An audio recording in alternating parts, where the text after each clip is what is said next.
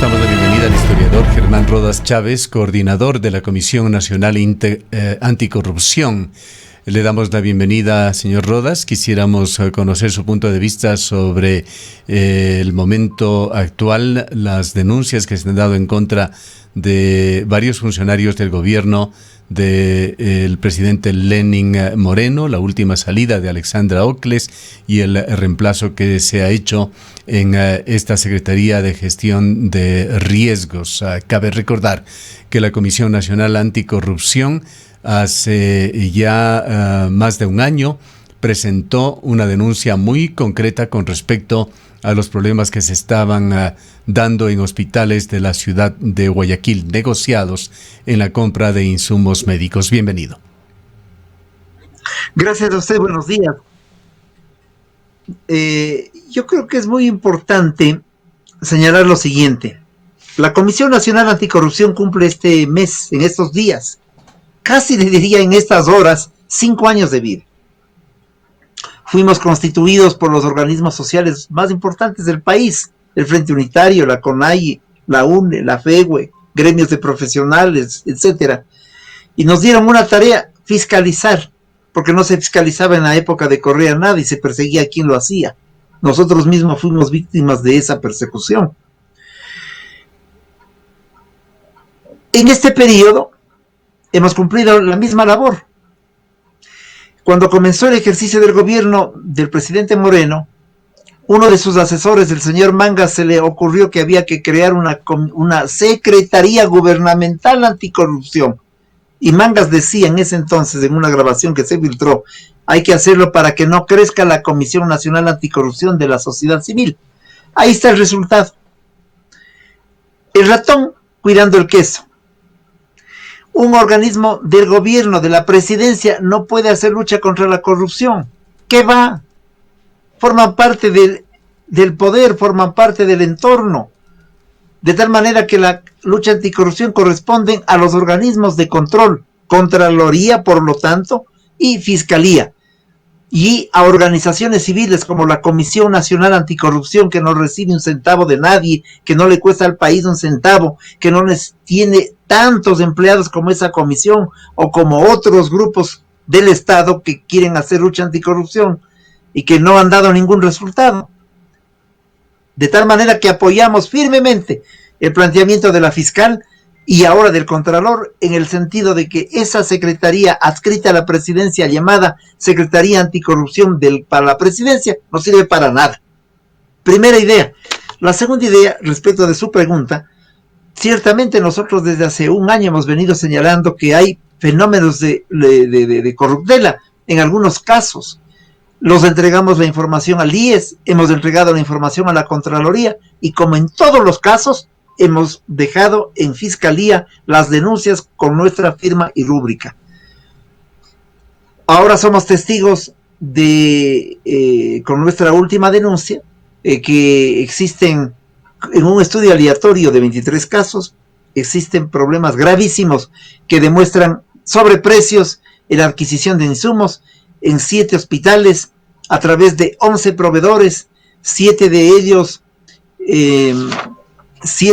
son personas naturales y 4 jurídicas, y que evidentemente allí hay un daño sobre los fondos del país en un monto de $32.500.000. 32 millones. Vamos a hablar de estos nuevos casos, señor Rodas, pero hagamos referencia a lo que ustedes denunciaron como comisión en junio del año pasado, cuando hicieron pública una denuncia ante el presidente del entonces presidente del directorio de IES, Paul Granda, revelando la red de corrupción en el interior del Hospital Teodoro Maldonado Carbo de Guayaquil.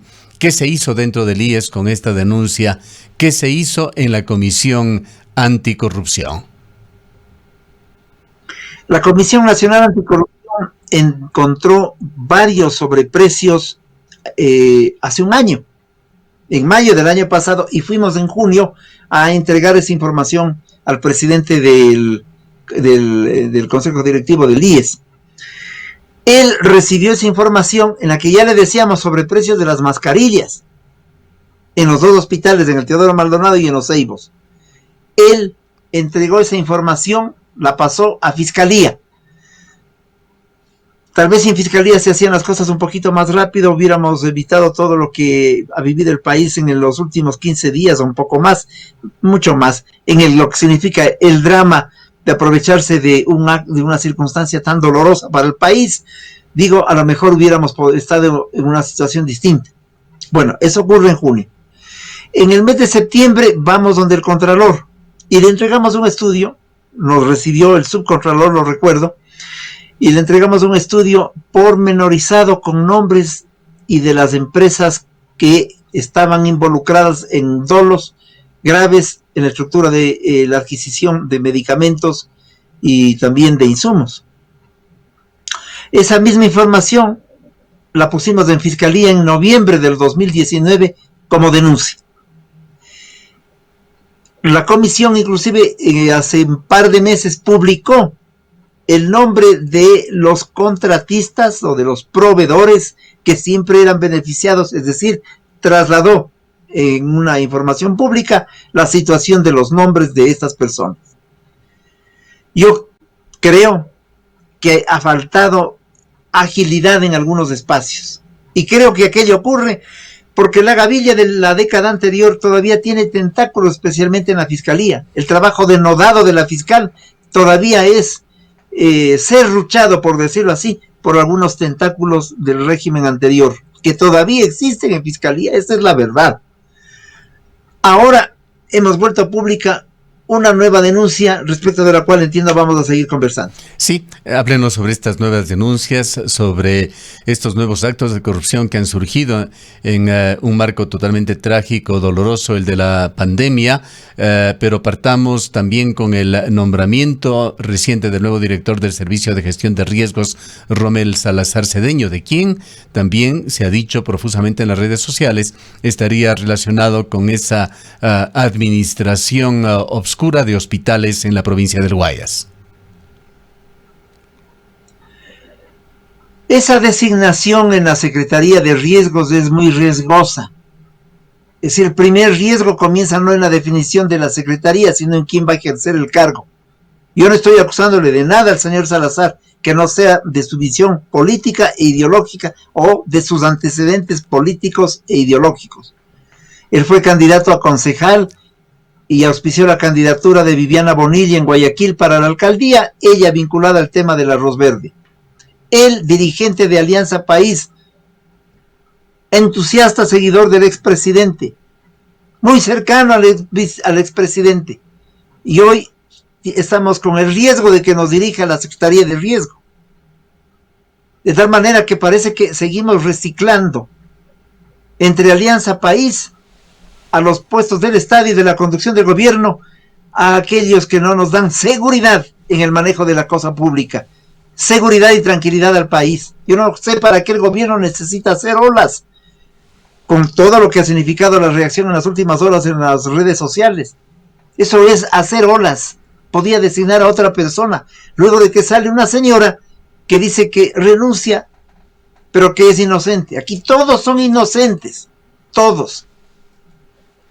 De tal suerte que esa es mi primera apreciación, mi primera impresión, porque además de esta persona está vinculada definitivamente con una gestión que está haciéndolo la hermana del señor Salazar, una diputada, de tal manera que uno comienza a hilar fino.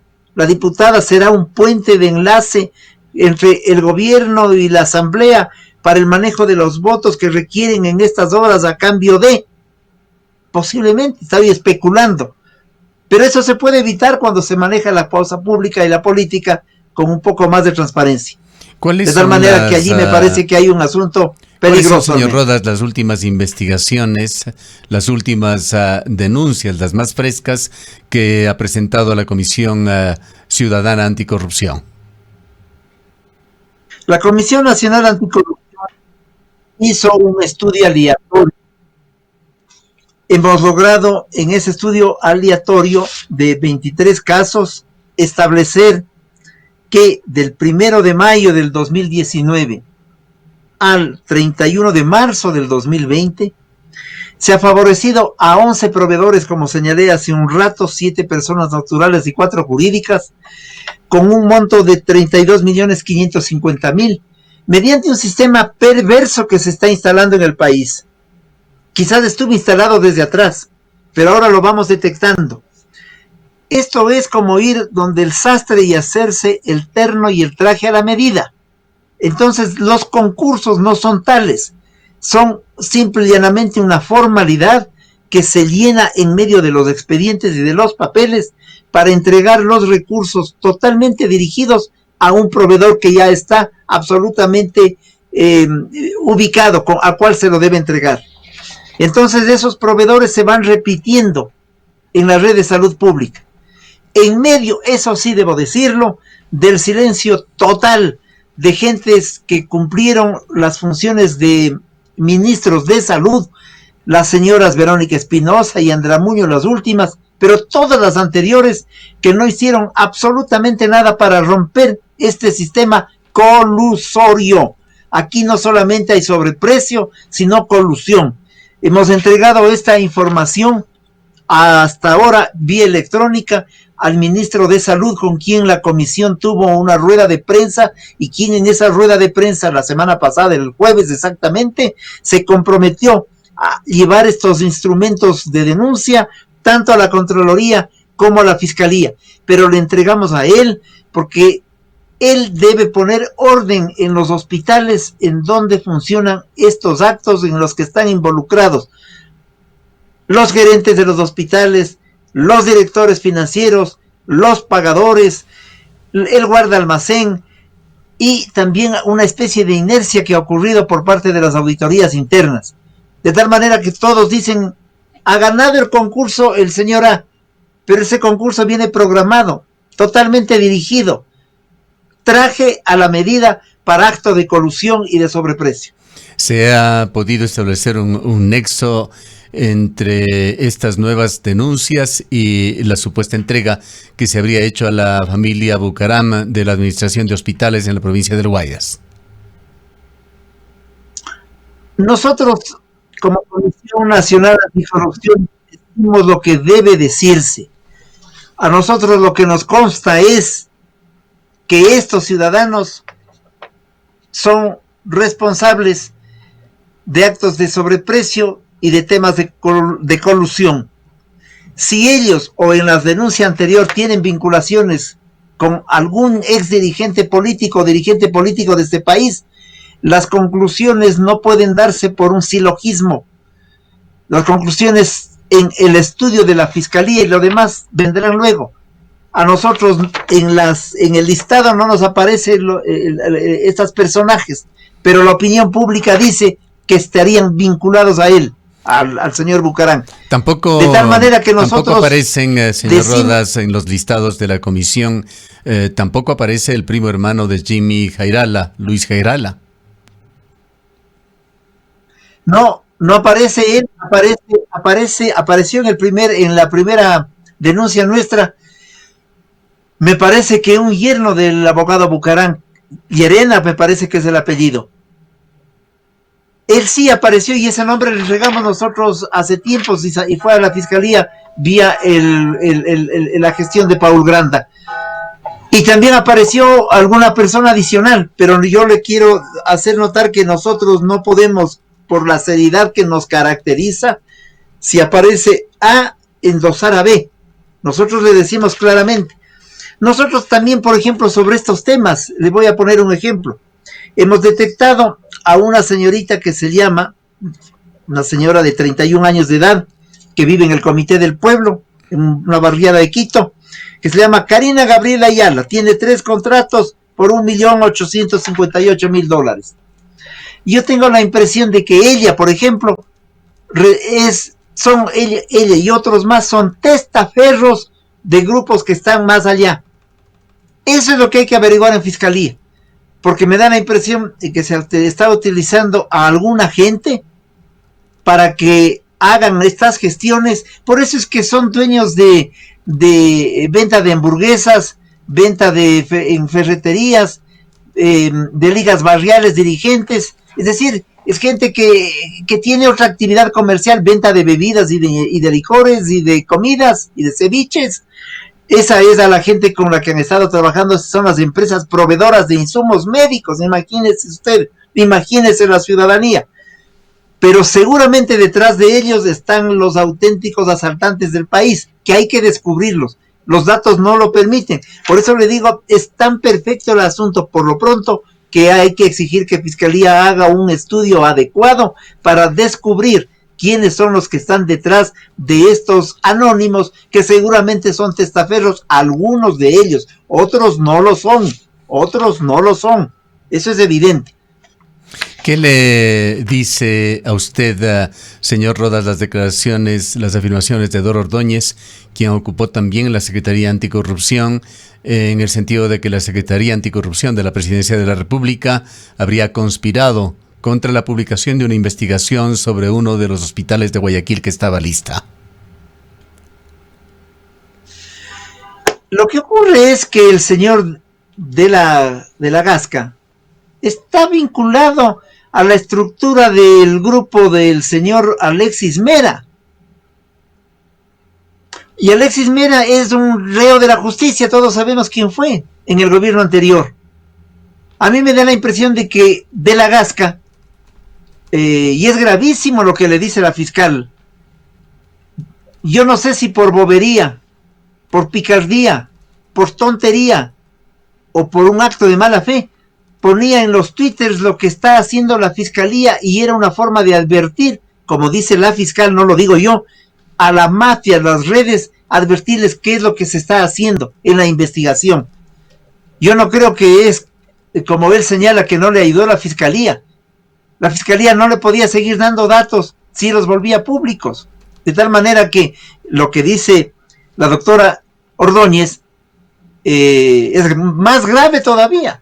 Abona para decir, esa secretaría lo que estaba haciendo es obteniendo información y diciéndoles a los señores, ladrones, ya van a cogerles, huyan.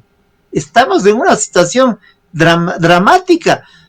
Y yo creo que hay que investigar este asunto, porque si eso ha ocurrido con la Secretaría Anticorrupción de la Presidencia de la República, pues es muy grave.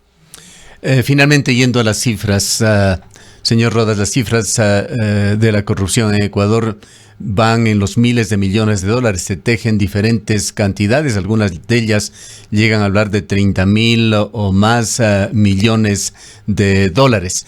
Sin embargo, la Secretaría Anticorrupción de la Presidencia de la República, el trabajo efectivo que ha hecho de recuperación de dinero es muy escaso. Dora Ordóñez, cuando terminaba su gestión, nos habló de unos 14 millones de dólares que entendemos son los que correspondían a esa devolución de Telconet, de lo cual, en forma efectiva, en ese momento se había recuperado unos 3 millones aproximadamente. Y hablaba de otros planes en marcha, pero de nada concreto. El señor de la Gasca, en parte de sus declaraciones, parte de su defensa en estos días, ha dicho que él no se va por las ramas y que habla de lo concreto, de que la Secretaría Anticorrupción ha recuperado 180 millones de dólares. ¿Se puede saber de qué, si es que usted lo conoce? La recuperación de los 13 millones a los que usted se refiere no fueron recuperación. El señor Topi encontró un día que en su chequera le sobraban esos millones y los devolvió. Se curó en sano. Eso no es recuperación, eso es la devolución que hizo y que hay que seguir averiguando cómo así tenía esos recursos para devolverlos. Esa es una tomadura de pelo hablar de recuperación de aquello. Pero si el señor de la Gasca nos dice que ha recuperado 180 millones, es la primera vez que me entero sobre el tema. Habría que preguntarle quién y quiénes le han entregado, que el país se entere, hasta para felicitarle, porque no, a lo mejor entonces no todo ha sido tan dramáticamente pésimo, a lo mejor esto es importante, pero decir al país cualquier cosa por decirlo, me parece también que es un acto irresponsable, de tal manera que yo le acabo de decir, de lo que sabemos es que no hay recuperación, que hay posibilidades, que él se ha inventado una fórmula para recuperar, posiblemente.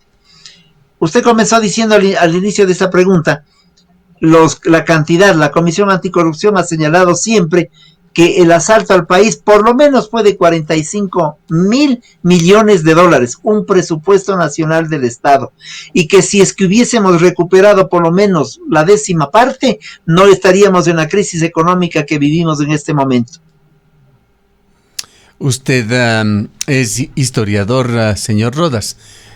Culminemos con una visión futura suya sobre Ecuador. ¿Qué es lo que quedará escrito en la historia de este país sobre estas épocas que hemos vivido? Lo grave de los historiadores es que trabajamos sobre el pasado y a poquito sobre el presente, y las artes de mirar hacia el futuro más bien vienen desde la politología de las ciencias sociales. En todo caso viene también del sentido común, pero después de la pandemia, que ha agravado la crisis económica y social, y que por lo tanto ha complicado la crisis estructural del país, creo que vamos a vivir circunstancias muy difíciles en la economía, sobre todo porque se han dado desafortunadas acciones que evidentemente demuestran que las cosas están mal. ¿Cómo se pudo pagar 323 millones para los tenedores de la deuda? Y que no se salga con el cuento de que gracias a ese pago nos han dado más dinero. Todos los demás dineros que nos han dado estaban previstos antes del pago. De tal manera que nos están diciendo una cosa que no es cierta. Se hizo una gestión de muy alto nivel para que el señor pague la deuda a los tenedores, y eso también es corrupción y será motivo de investigación y debe serlo. Es de esperar que los nuevos momentos que vive el país no signifiquen más cargas impositivas para los sectores medios y populares, sino que la búsqueda de mejorar la situación de la crisis signifiquen, como lo habíamos dicho la Comisión Anticorrupción en un pronunciamiento público, por ejemplo, que se cobren las deudas a los morosos del SRI. Allí están represadas en deudas 1.500 millones de dólares de empresas, no pequeñitas, las grandes empresas. Allí hay 1.500 millones de dólares para poder entrar en funcionamiento, de tal manera que en un régimen sensato habría que actuar buscando que los que más tienen primero paguen las deudas, porque eso no es pedir un favor a nadie, sino cobrar. Cuando usted y yo nos endeudamos en el banco y se vence el plazo, nos cobran inmediatamente o nos siguen el juicio. Pues aquí no, está acumulado desde hace muchísimos años las deudas. Estoy hablando de las que ya están listas a ser cobradas, no están en duda, no están siendo impugnadas, ya hay sentencias sobre el tema, solo hay que cobrarlas. Y creo que es importante, por lo tanto, no cargar la crisis de este país sobre los sectores menos favorecidos, proteger a los sectores vulnerables y pensar que en el Ecuador es necesario comenzar a obrar con un criterio de justicia que es elemental. Bien, le agradecemos mucho por habernos atendido. Han escuchado a Germán Rodas Chávez, coordinador de la Comisión Nacional Anticorrupción, Comisión Ciudadana. El otro organismo es la Secretaría Anticorrupción de la Presidencia de la República, organismo muy criticado, cuya desaparición ha pedido la Fiscal General de la Nación. El señor Germán Rodas, a quien acaban de escuchar, es de profesión historiador y preside esta Comisión Ciudadana, que no recibe fondos del Estado ecuatoriano para su labor de fiscalización y auditoría del sector público ecuatoriano.